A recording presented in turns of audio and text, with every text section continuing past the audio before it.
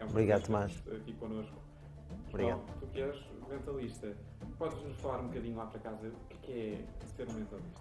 Sim, então, antes de mais, olha, obrigado pelo convite, é um prazer estar aqui. Um mentalista é um entertainer que faz espetáculos em que chama pessoas da plateia que não conhece lado nenhum, ou seja, não há pessoas combinadas, ok? As pessoas acham sempre que está combinado.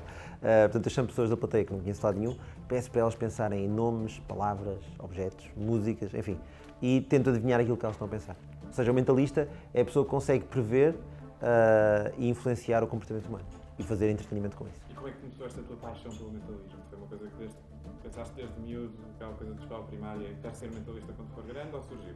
Sim, isso, eu digo sempre na brincadeira que foi isso. Quando um dia acordei e disse, quero ser mentalista, assim, olhar ao espelho. Não, foi surgindo gradualmente. Eu basicamente com 8, 9 anos recebi uma caixa de magia, que era a caixa de magia de Luís de Matos, na altura. E eu já desde muito pequenino tinha um grande fascínio por artes performativas e por teatro e também por magia em particular.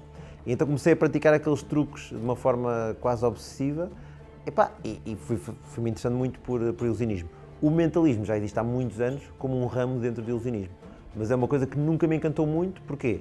Porque até há muito pouco tempo, até há 20 anos, o mentalismo era visto de uma maneira mais mística, estás a ver? Em que o mentalista chegava ao pé de ti e dizia eu consigo, sei lá, mover objetos com poder da mente, ou eu consigo comunicar com os mortos. Era uma coisa que a mim não me interessava muito. E foi mais ou menos a partir dos meus 15 anos, lá está, há 20 anos, que eu tive contacto com uma área fascinante, que é a programação neurolinguística, que é uma área que analisa a forma como nós comunicamos e como influenciamos os outros através da linguagem verbal e não verbal. Então eu pensei que se calhar podia ser interessante usar esse tipo de princípios aplicados à magia, e portanto juntar as duas coisas, e criar uma espécie de mentalismo não tão dependente de truques, mas mais baseado em psicologia, análise de comportamento humano, linguagem corporal. E portanto foi a partir daí que começou esta grande obsessão e paixão também. Podemos dizer então que tu és uma espécie de mentalista do futuro, dos dias de hoje, não é? Portanto, é uma mistura entre aquilo que é o teatro, a representação, mas também esta questão de perceberes. Sim, sim. É esse o teu truque. Eu achei piada tu falares em futuro, até porque o meu último espetáculo é um espetáculo que funde mentalismo com alta tecnologia. Porque eu tenho assim uma das minhas grandes paixões também são os gadgets tecnológicos, a realidade virtual, a realidade aumentada, são questões são novas tecnologias que eu acho fascinantes e que acho que vão mesmo mapear o futuro da tecnologia e da humanidade também. E então o meu espetáculo funde também esse tipo de princípios. Mas sim, ou seja, é mesmo um híbrido entre técnicas de teatro, de espetáculo, de comunicar com o público, com técnicas de ilusionismo e também com técnicas de influência, de sugestão, de linguagem e agora também com tecnologia. Portanto, é uma miscelânea de muita coisa, mas que no final dá um resultado interessante. Muito bem. Antes da pandemia tinhas toda uma agenda programada, entretanto, com a Covid-19, tudo isso acabou por água abaixo. Como é que tem sido esses tempos? Portanto, quando começou em março de 2020, por acaso foi muita coisa ao mesmo tempo. Primeiro, eu era suposto estrear o meu novo espetáculo, que é o The True Influencer. Era suposto ter estreado em março, abril do ano passado. Pronto.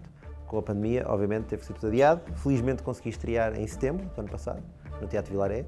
E apesar de estar com a plateia à metade, correu muito bem. Houve algumas coisas que eu tive que adaptar no espetáculo. Por exemplo, imagina, eu tinha números programados em que eu teria que chamar 4 ou 5 pessoas ao palco ao mesmo tempo. E isso não foi possível, obviamente, então tive que fazer números em que só chamasse no máximo dos máximos uma pessoa. E ainda por cima, imagina, um mentalista depende muito também da análise da expressão facial das pessoas. E eu, de repente, as pessoas tinham que ter máscara, não é? Não podiam tirar, então eu tive que adaptar também os números a essa realidade. E ainda por cima, nessa altura também, eu estava a produzir um programa para um canal televisivo, e esse é um programa super interessante. Já tínhamos as filmagens todas terminadas, faltava um dia de filmagens, e o dia de filmagens era suposto ser no dia 12 de março, que foi ou foi nesse dia, ou foi no dia anterior que foi decretado o confinamento obrigatório e, portanto, esquece, não tive a mínima hipótese. Entretanto, esse projeto foi cancelado também. E, portanto, a primeira vaga e o primeiro confinamento, para mim, foram particularmente difíceis, porque, de repente, todos os planos que eu tinha a curtíssimo prazo, que era suposto acontecer dali a umas semanas, o programa era suposto estrear dali a 2 semanas, o espetáculo ia estrear também logo a seguir ao programa, tudo isso foi para água abaixo. Portanto, foi muito, muito complicado. Mas, entretanto, arranjaste aqui uma maneira, através do digital, também de começar a dar a volta por cima à situação, não é? Sim. Ou seja, eu já tinha algum material de fotografia, porque também é uma das minhas paixões e é uma área... Tens muitas paixões. Tenho bastantes paixões, é engraçado, sim. Tenho duas grandes paixões, talvez, para além do mentalismo. Uma é a fotografia, que também já fiz trabalhos profissionais como fotógrafo, e outra é a tecnologia. E, portanto, juntou-se o útil ao agradável, no fundo, porque com a pandemia, o que é que eu fiz? Aproveitei o material que já tinha em casa, comprei mais umas luzes, mais um microfonezito, mais não sei o quê, e montei um cenário, montei quase um estúdio em casa para poder começar a fazer espetáculos virtuais. E pronto, foi pouco a pouco, foi uma evolução. O que eu senti, eu faço muitos eventos na empresa, e o que eu senti é que no início as empresas estavam muito reticentes e não queriam também, não sabiam se ia funcionar, se não ia, não sabiam quanto tempo é que isto ia durar, mas depois, passados uns 5, 6 meses de vermos que, ok, isto veio para ficar, eu comecei a ter muito mais trabalho. E agora estou com uma regularidade interessante em termos de eventos virtuais. É uma nova realidade, tive que adaptar o meu espetáculo todo, mas mesmo assim tenho tido um bom feedback. E isso fico muito feliz mesmo, é muito fixe poder fazer isso. Há pouco estávamos a falar do Luís de Matos, portanto, a primeira caixa de magia sempre Luís de Matos. O Luís foi precisamente uma dessas pessoas que também, no fundo, deu a volta à pandemia e criou um espetáculo muito diferente. Foi maravilhoso, tanto o espetáculo como o facto de ele ter disponibilizado logo o estúdio para criar eventos no estúdio dele. Eu tiro-me o chapéu, eu admiro imenso e é um bom amigo e acho que foi incrível o que ele fez. Sentes que é o futuro da cultura? Portanto, começarmos a passar um bocadinho tudo aquilo que fazíamos até agora numa sala de espetáculo ao vivo para o digital? Essa é uma boa questão. Há vantagens e desvantagens. Acho que a grande vantagem é que de repente, imagina, outro dia estava a falar com uma amiga minha que é atriz e que me estava a dizer, agora de repente eu posso fazer castings em qualquer parte do mundo, ou seja, se houver um filme que vai ser gravado nos Estados Unidos ou em França, eu não preciso ir lá para fazer o casting, porque agora todos os castings são online. Ok, é uma vantagem, não é? E portanto existe ainda uma maior globalização do que aquela que já existia. Pronto. Ao mesmo tempo também força os artistas a criarem novos conteúdos e a tornarem-se ainda mais criativos, não é? E a adaptar os seus espetáculos para o online. Portanto, é uma vantagem. Mas, e há aqui um grande mas, não há nada como o espetáculo presencial. Sentes falta do público? Sinto muita falta. É que não tem nada a ver. Imagina, eu faço um esforço enorme para estar, seja no meu estúdio, seja em minha casa, seja num estúdio mesmo profissional, porque, entretanto, as empresas de eventos também se adaptaram a isso e começaram a construir estúdios. Por exemplo, eu tenho feito muitos eventos na Europalco, por exemplo, porque eles montaram lá um estúdio incrível, e não só, noutras empresas também. E nesses espetáculos, apesar de eu tentar manter a energia cá para cima e puxar pelas pessoas, e apesar disto conseguir ver no Zoom, continua a ser uma sensação um pouco estranha, que é tu acabas um número, estás a ver, e não sentes aquela coisa de tchan, estás a ver, correu mesmo bem. O pessoal, em vez de bater palmas, mete o emoji das palmas, estás a perceber? Não é a mesma coisa. Às vezes o que alguns estúdios fazem é põem um som daquele enlatado de palmas e de facto isso é importante para o artista que está deste lado. Mas é muito diferente. Estás num teatro, sentes o calor humano, poderes tocar, poderes olhar as pessoas nos olhos, poderes interagir com elas. Então, para um mentalista, sendo que a minha profissão depende imenso das expressões das pessoas, da linguagem corporal, esquece, não há nada que substitua isso. É muito complicado. Falando aqui um pouco também, tu conseguiste dar a volta, mas há muitos artistas, muitos técnicos e, portanto, a iniciativa que está a ser aqui realizada é precisamente para ajudar a União Audiovisual. Exatamente. Tem apoiado uma série de pessoas, não só aqueles que estão em cima dos palcos, mas também todas as pessoas que estão atrás. Qual é que é a tua palavra de incentivo para todos estes técnicos, para todas estas pessoas que fazem com que a cultura aconteça, ou que acontecesse até aqui todos os dias e que neste momento veem o seu trabalho, todos conhecemos, parados? Eu acho, ainda hoje tive uma conversa com a Tatiana, da União Audiovisual, precisamente sobre isto, que é, agora mais do que nunca, nós temos que estar mesmo todos unidos, por um bem comum, por uma causa comum. Eu sinto que Portugal é um país que tratou sempre a cultura com os pés. É inacreditável a falta de apoios, é inacreditável os orçamentos absolutamente ridículos que são todos os anos postos de parte para a cultura. É inaceitável.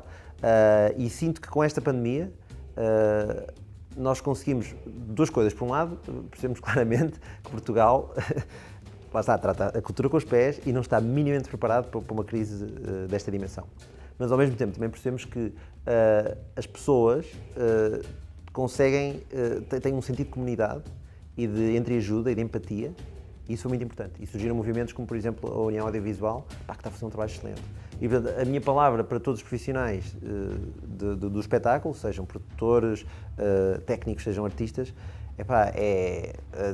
aguentem, tentem aguentar e não tenham medo de pedir ajuda. E lembrem-se que, e isto é um bocado ridículo, é um bocado uma verdade à la Palice, mas para mim ajudou-me, que é, não estão sozinhos, não estamos sozinhos, estamos todos a passar pelo mesmo. Eu bati com a cabeça na parede durante os primeiros meses, foi muito, muito complicado, porque eu tinha uma série de projetos que foram todos por água abaixo, tive uma quebra no meu trabalho na casa dos 90%, 95%, foi muito, muito complicado. E ajudava-me saber que, ok, pelo menos eu sei que não estou sozinho, eu sei que há pessoas que estão a passar pela mesma situação que eu, e às vezes um simples telefonema para um colega, estás a ver, ajuda imenso. Sentes que não houve os apoios necessários? Da parte do Estado e de... óbvio. Isto é uma coisa... Repara, eu na altura, por acaso, digo uma coisa, é engraçado, porque eu tenho uma opinião, obviamente tenho uma opinião crítica e política, etc., não é, em relação às coisas, mas nunca a manifesto nas redes sociais isso. Certo. E desta vez, se a coisa que eu fiz foi manifestar-me e ser o mais ativista possível e falar com pessoas e informar-me sobre as situações. E eu lembro que um dos posts que eu fiz no meu Instagram, até hoje é um dos posts com mais likes e pessoas a ver, foi precisamente uma tabela que compara os diversos apoios na Europa. Os apoios que foram providenciados pela Alemanha, por Inglaterra, por França, por Espanha, a comparar com o apoio português. E é só ridículo. É ridículo. Ou seja, sinto-me absolutamente desapoiado. Se eu já sabia que, enquanto artista, a trabalhar há mais de 15 anos a recibos verdes, que estou desprotegido, agora então com esta pandemia, isso está, exacerbou muito mais essa falta de proteção. E portanto eu sinto que há um longuíssimo caminho a percorrer. Longuíssimo. Aliás, olha, tiro o chapéu à GDA, por exemplo. A GDA foi das poucas associações, ou das primeiras associações, que se disponibilizou e deram um apoio de 200 euros mensais aos artistas, em cartão de compras, que pelo menos para as necessidades básicas, para as compras do continente e não sei o quê, serviu e ajudou imensa gente. O Estado no início deu 1 milhão de euros, que dividiu por 3 mil pessoas, e era com contrapartidas, nem sequer era a fundo perdido. Tipo, só agora, passado um ano, é que eles vêm dizer, não, temos aqui um dinheirinho a fundo perdido. E quanto é que é? 400 euros. Mas quê? 400 euros por mês durante 6 meses? Não, é 400 euros, é só isso. Desculpa, não faz o mínimo sentido. Eu nem me quero exaltar, vou respirar fundo. Claro. Mas a realidade é que, de facto, um país que não aposta na cultura é um país também que, de certa forma, perde a sua identidade. Não é? Completamente. Portugal tem realmente que rever aqui algumas questões no que diz respeito aos apoios à cultura. Tem mesmo. À proteção do artista, que é uma coisa que tem sido muito falada e que, no fundo, a União Audiovisual também veio aqui dar essa proteção de uma forma voluntária e não profissional, no sentido em que as pessoas o fazem sem uma contrapartida financeira, não é? Mas que foi interessante porque acabou por unir o mais, sentes isso? Sim, sinto. O que eu sinto, eu vou ser muito preto no branco nesta entrevista, vou falar sem filtros. O que eu sinto é que é utópico pensar que um dia toda a gente se vai unir e que vamos conseguir reivindicar os nossos direitos. É uma coisa que seria excelente. Eu vou dar o exemplo da greve dos argumentistas nos Estados Unidos, há uns anos atrás, que teve um impacto fortíssimo, devastador. Por exemplo, o Lost, que era uma série incrível, que toda a gente adorava, a última season foi desastrosa. Porquê? Porque não havia argumentistas, porque houve greve de argumentistas. E, portanto, sentiu-se o impacto, porque eles uniram-se mesmo e disseram, a gente não trabalha. Enquanto não melhorarem as nossas condições de trabalho, enquanto não chegarmos a um acordo, nós não trabalhamos. E, de repente, a indústria cinematográfica, a indústria televisiva, de séries, etc., parou. E teve consequências a sério. Mas eles ficaram meses e meses sem trabalhar, e ali de fica pé. Em Portugal não me parece que algum dia isso vai acontecer, mas era lindo se toda a gente, mas mesmo toda a gente, desde o apresentador da televisão até ao ator da novela, se juntassem e dissessem assim, ok, nós não vamos trabalhar enquanto o Estado não assumir aqui um papel de proteção e de incentivo às artes. Porque é o que tu dizes, o tecido cultural de um país é aquilo que constrói a nossa identidade. E eu acho que só assim é que nós conseguiríamos um dia, de facto, chegar a algum lado mais substancial. Não me parece que algo disso vai acontecer. Porque há demasiados interesses, é um meio muito pequeno, as pessoas têm medo de ficar queimadas, entre aspas, têm medo de depois não poder voltar a trabalhar. Mas eu acho que se nos uníssemos todos, mesmo todos, as coisas mudariam. Mas acho que é utópico pensar nisso. Por falar em medo, e agora puxando a conversa um bocadinho mais para o mentalismo, qual foi o teu maior medo em palco? Meu maior medo em palco? Boa questão. Houve um número uma vez que nem sequer, ou seja, imagina, volta e meia acontece falhar um número ou outro. Não é muito grave, eu sei lidar com isso, lido com humor e não sei o quê. Às vezes as pessoas acham que eu faço de propósito, que eu falhei de propósito, muitas das vezes não falhei de propósito. Pronto. Houve um momento, que nem foi num espetáculo de palco, foi num evento da empresa, que eu fazia um número que já me deixava nervoso, que é um número de roleta russa, mas que em vez de ser com uma arma e com balas, é com placas de madeira, sendo que uma delas tem um espigão, ok? As placas são todas cobertas com uns copos de plástico opacos. A ideia é, eu volto-me de costas, a pessoa que está em palco comigo mistura os copos todos e depois eu tento descobrir, volto-me então e tento descobrir onde é que está o prego, o espigão. E como é que eu faço? Esmagando com toda a força cada um dos copinhos de plástico, deixando para o final aquele que tem o prego. O que significa que se eu me enganar, atravesso um prego na minha mão, é um bocado chato. Pronto. E houve um evento em que a pessoa que veio a palco já estava com os copos, estava ali alegre e tal, e então decidiu sabotar aquilo tudo. E voltou-se de costas para a plateia enquanto misturava, porque ele achava que eu tinha uma pessoa combinada da plateia. Ok, ótimo. Eu estou farto de dizer que não há nada combinado, mas as pessoas acham que sim, tudo bem. Eu levo isso como um elogio. Vá. Virou-se de costas e depois, como se isso não bastasse, começou a dar uma voltinha à mesa e eu não estava a ver nada, eu só via as pessoas a rirem. E quando as pessoas se riem durante esse número é muito mau sinal. Normalmente é mesmo muito mau sinal. E quando eu me voltei, a mesa estava noutro sítio. As placas estavam numa ordem muito, muito esquisita. Imagina, normalmente as pessoas põem assim em linha. Ele pôs tipo uma aqui, outra ali, totalmente. E ele estava com uma atitude completamente displicente. Ele queria era que eu me espetasse com toda a força. E eu confesso que aí estive um bocado nervoso, mas mesmo assim fiz até ao fim e correu tudo bem. Não me piquei, mas fiquei mesmo com medo. Porque é quando uma pessoa já não está 100% sóbria, digamos assim, em palco, isso já dificulta um bocadinho. Ainda por cima, no número desta magnitude e com este perigo, é muito chato. É um risco grande, sim. Portanto, acho que foi assim, talvez o momento que mais... Já falámos do truque que te deu mais medo em palco. Qual é aquele truque que tu mais gostas? Aquele que queres levar para todos os espetáculos? Sim, essa é uma boa pergunta. Por acaso acho que és a primeira pessoa que me faz essa pergunta e é fixe, eu gosto disso. Há um número que não está em todos os espetáculos, mas que esteve no meu penúltimo espetáculo e está agora neste espetáculo também, de uma forma um bocadinho diferente, que é o número em que eu convido algumas pessoas da plateia, quem quiser, a escrever num papelinho coisas que gostem, tipo, imagina uma banda que gostam, uma série que gostam, um objeto, o que eles quiserem. E depois aquilo é colocado num envelope e eles colocam as iniciais deles no envelope. Pronto, no meu caso podia ser JB, emoções fortes. JB, pronto, e metem no envelope, estás a ver? Pronto, e depois os envelopes são colocados num aquáriozinho, que está à vista de toda a gente, em palco, aquilo é misturado e não sei o quê. E a meio do espetáculo, eu pego em alguns envelopes, leio as iniciais e a pessoa correspondente a essas iniciais levanta-se do lugar e eu tento adivinhar o que a pessoa escreveu. Qual é que é a série, qual é que é a banda favorita, o que é que seja. E corre muito bem. Corre muito bem. Às vezes há pequeninas coisas que não estão tão corretas, mas é um momento que eu gosto muito, até porque é um momento em que eu aproveito para tentar traçar os traços de personalidade daquela pessoa. E eu gosto de fazer isto estando eu no palco e a pessoa sentada no lugar, só de pé, sentada não, de pé, mas no lugar dela. Porque torna a coisa ainda mais dramática e mais impressionante, porque eu estou mais longe, e torna a coisa também assim, como é que eu ia dizer, parece que foi meio improvisado, parece que não fazia parte do guião. Porque normalmente as pessoas vêm ao palco, tocam uma musiquinha, essa coisa toda. E ali não, ali é de género. Não sei se... Deixa cá experimentar isto, olha. Onde é que está? AC. Ok, senhora Cássia, está ali.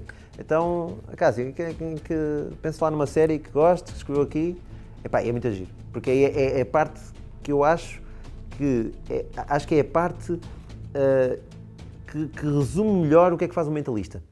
E em que as pessoas percebem claramente que aquilo que eu estou a fazer é mesmo analisar a linguagem corporal deles colocar-lhes algumas questões, é quase uma parte detetivesca, é tipo o Sherlock Holmes, a parte de Sherlock Holmes do meu espetáculo, gosto muito dessa parte. Até hoje ainda não te pediram ajuda na PJ? Já, várias coisas, já me pediram, já vieram falar comigo da PJ, perguntar se eu estaria interessado em ajudar nos interrogatórios, já vieram falar comigo de um partido político para ajudar-nos a escrever os discursos, já vieram falar comigo um jogador de póquer internacional, português, mas que competia a nível internacional, veio falar comigo para dar workshops sobre linguagem corporal, sobre perceber qual é que é o jogo que a outra pessoa tem. Várias coisas. Já me vieram pedir o número de Euromilhões e mesmo a série, do género, enviar a mensagem para um Facebook a dizer que estão a passar por dificuldades e que se eu pudesse dar o número da lotaria. São situações que me comovem imenso e eu percebo que as pessoas são pessoas que estão a ser mesmo ingênuas. Elas acham mesmo que eu consigo. Isso aconteceu no Brasil, por exemplo. Quando eu fiz uma tour de espetáculos no Brasil pela primeira vez, que foi em 2014, eu fui lá a um programa de televisão e aquilo teve imensa gente a ver. E depois recebi várias mensagens de pedidos de ajuda e aquilo deixou-me... confesso que me afetou um bocadinho. E eu fico sem jeito, eu tento responder e explicar, mas assim, eu não sou vidente, aliás, no meu espetáculo eu digo claramente que eu nem sequer, eu sou cético, eu não acredito nisso sequer, portanto, o que eu faço é uma coisa mais científica, não é? Qual é que é a linha que separa um vidente e um mentalista?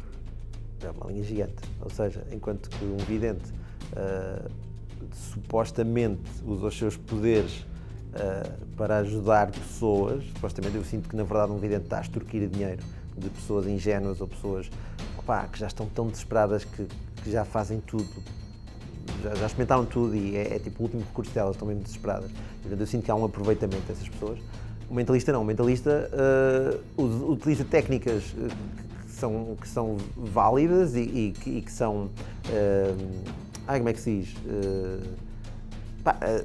Que existem, são táteis, ou seja, tem uma base quase científica, realista, exatamente, para fazer entretenimento. Portanto, não tem nada a ver, mas o que acontece é que as pessoas, quando vêm a adivinhar coisas, às vezes acham que eu tenho poderes especiais e eu tenho que explicar, não, eu não tenho mesmo, sou uma pessoa normal, mais ou menos normal. Há pouco falávamos, antes da entrevista do I2Me, sentes que é uma coisa que possa ser possível, ou seja, tu através da expressão de uma pessoa percebes se está a mentir, se está a dizer a verdade, ou achas que isso já vai para um campo um bocadinho diferente daquilo que é o mentalismo que tu... Não, lá está, o mentalismo, tal como eu disse há pouco, é uma mistura de todas estas técnicas. Eu não faço um espetáculo inteiro baseado só nisso, seria impossível, ninguém é assim tão bom, não dá.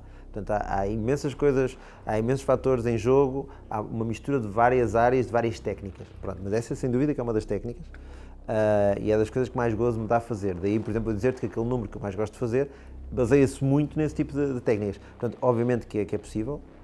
A série do I2Me é uma série excelente, que é baseada no trabalho do Paul Ekman. Quem tiver curiosidade é Paul, depois Ekman, E-K-M-A-N, que é o maior especialista mundial de análise de microexpressões, tem vários livros escritos sobre o assunto e ajuda equipas forensicas,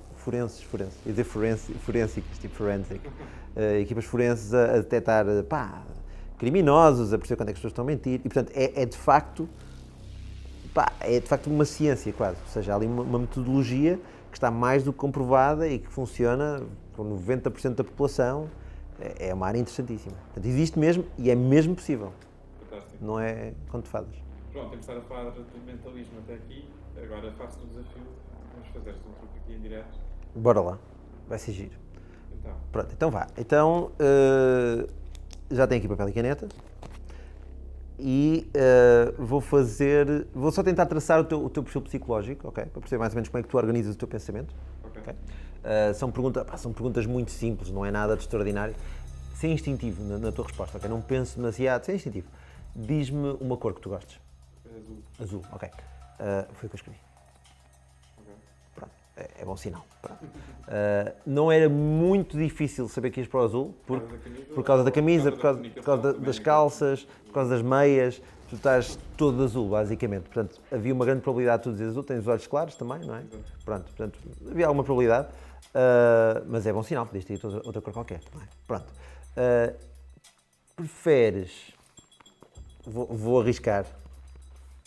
Por acaso não tenho 100% a certeza, mas vou arriscar. Preferes sushi ou italiano? Italiano. Italiano, ok. Boa. Ok, portanto, estamos no bom caminho. Ok, boa. Mas também gosto de sushi. Mas, Imagino que também gosto de sushi, sim, mas preferes italiano. Ok, pronto, imaginei que sim. Este não vou escrever, porque não tenho a certeza absoluta, e também porque eu quero saber a tua resposta. Se tivesses que escolher, imagina, amanhã ganhaste uma viagem paradisíaca durante 2 semanas, tens que escolher, com tudo pago, etc. Tens que escolher entre Tóquio ou Nova Iorque. Para onde é que tu ias? Nova Iorque. Nova Iorque, ok. Por acaso era o que eu escreveria. Eu morei em Nova Iorque durante uns tempos e estava com o feeling que tu também serias mais Nova Iorque, é Nova Iorque. E se dessem a escolher entre Nova Iorque ou Maldivas, para onde é que tu ias?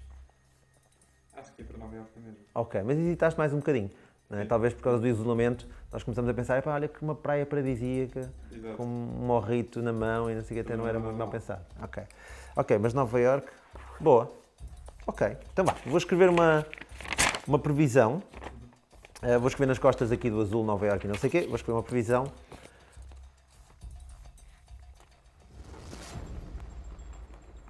A minha letra é só horrorosa, mas está tudo bem. Que letra horrível. Pronto, vou dobrar isto e vou-te dar. Podes guardar Certo. onde quiseres, podes pôr no bolso se quiseres, ou tanto faz. Ok. Pronto, já não preciso disto para nada. Este é um número engraçado porque é um número que eu faço no meu espetáculo atual. Ok. Um espetáculo que chama-se The True Influencer e que faz uma sátira entre o mundo dos influencers, um espetáculo que fala sobre redes sociais, sobre alta tecnologia, portanto, entre o mundo dos influencers e o facto de a minha profissão ser, de facto, influenciar as pessoas. Então eu assumo como The True Influencer, eu é que influencio. Pronto, eu é que sou o verdadeiro influencer. Pronto, então, este é um número engraçado porque envolve tecnologia, nomeadamente no telemóvel, e a minha questão para ti é, tu costumas utilizar as notas do telemóvel? Raramente. Raramente. Mais as mensagens para escrever um rascunho, uma coisa assim. Ok, pronto. Mas muitas vezes as pessoas têm profissões mais artísticas, tipo um músico, um escritor, têm alguma ideia e então escrevem normalmente nas notas de telemóvel. Epá, eu uso notas de telemóvel, posso partilhar convosco, isto é um bocado pessoal, não tem mal nenhum. Epá, está ali a lista de compras da Amazon, um número que eu tinha pensado para fazer com camisas. Não é? Portanto, se as pessoas quiserem oferecer alguma coisa, já podem. Já sabem, Não é? está ali o meu link da Amazon, isso é mesmo à influencer, ter o wishlist. Pronto. Mas tem aqui uma coisa engraçada, que é o top 100 influencers portugueses. Okay? E esta é uma lista mesmo fidedigna. Eu fui àquelas empresas que fazem análise dos números de seguidores, não sei o quê. Pronto, e está aqui uma lista. Eu vou-te deixar dar uma vista de olhos, só para teres uma ideia. E vou-te pedir até que digas alguns nomes, que é para as pessoas perceberem, quem estiver a ver isto, que os nomes são todos diferentes, são 100 nomes. Podes clicar. Em número 1, eu coloquei o Cristiano Ronaldo, obviamente é o maior influencer. Os outros não estão por ordem nenhuma em particular. Ok. Portanto, estão... Pá. Mas lê alguns nomes, só para termos ideia. Queres que leia por algo? Não tem que ser por ordem. Vai fazendo scroll e diz alguns nomes. Luciana Abreu, Sofia Barbosa, Carolina Patrocínio, Diogo Amaral, Sim. Mariana Monteiro, Marco Costa, Hermano José também está por aí. Raquel Estrada, Raquel Estrada, enfim. Beijinho à Raquel, Uma série. Inês Mocho, Teresa Guilherme, Carolina Loureiro, portanto, Uma série. César Mourão. Santa Mourão, exatamente, são imensos. O que é que vai acontecer? Eu vou-te pedir que tu me digas um número qualquer de 1 ao 100. Okay? Eu imagino que tu não tenhas decorado os números que acabaste de ver, certo? Deves ter decorado o número 1, porque é o Cristiano Ronaldo, obviamente, mas, ok, sem ser o número 1, já toda a gente sabe quem é, quero que me digas um número qualquer, mas não digas já, ok? Não digas já. Eu não te quero influenciar, atenção, mas normalmente quando eu peço às pessoas para dizer um número de 1 a 100, pá, a maior parte das pessoas pensa em uma de duas coisas. Ou pensa em números de género 88, 77, 55, estás a ver? Números repetidos. Sim. Ou então pensa, por exemplo, na sua idade. Ou na sua data de nascimento. No meu caso, podia ser 35 anos, ou 85, a data em que eu nasci. E depois há aqueles números místicos, tipo o número 7, o número 13, pá, são números típicos. Okay? Eu não te quero influenciar, eu quero que me digas um número qualquer, sem seres influenciado. O número que tu quiseres, bora lá. Vamos para o 14. 14. Ok, alguma razão em particular? Não.